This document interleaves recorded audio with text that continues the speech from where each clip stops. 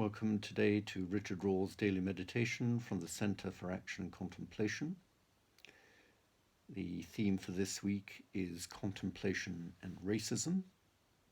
And today, Thursday, June the 11th, 2020, the title of today's contribution is Crisis Contemplation. And this is what Richard Raw says this morning.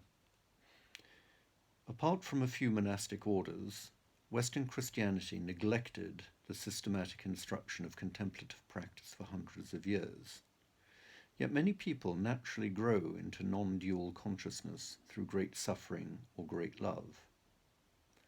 Barbara Holmes suggests that crisis contemplation arose out of necessity during slavery, beginning in the Middle Passage when people were transported across the ocean as human cargo.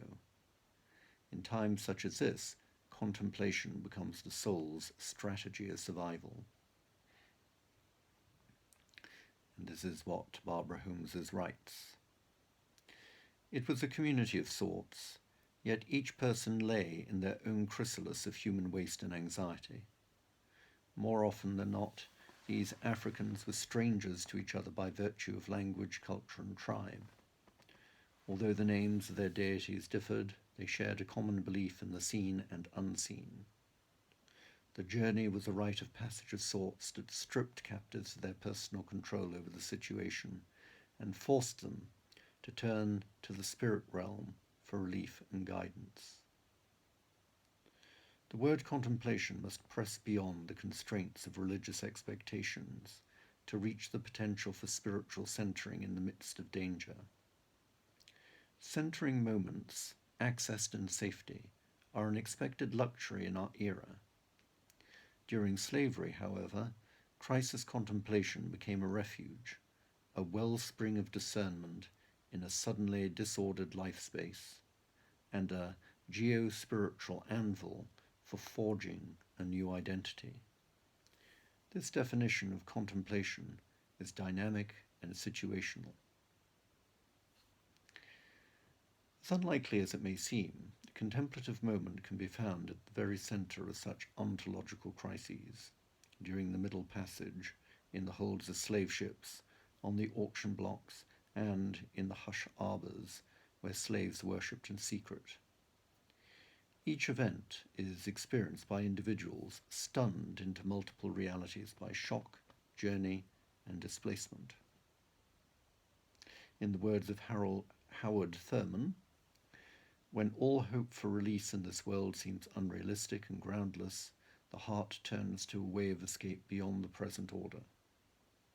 For captured Africans, there was no safety except in common cause and the development of internal and spiritual fortitude. The only sound that would carry Africans over the bitter waters was the moan. Moans flowed through each racked body and drew each soul toward the centre of contemplation. On the slave ships, the moan became the language of stolen strangers, the sound of unspeakable fears, the precursor to joy yet unknown. One imagines the spirit moaning as it hovered over the deep during the Genesis account of creation. Here, the moan stitches horror and survival instincts into a creation narrative. The moan is the birthing sound, the first movement toward a creative response to oppression, the entry into the heart of contemplation through the crucible of crisis.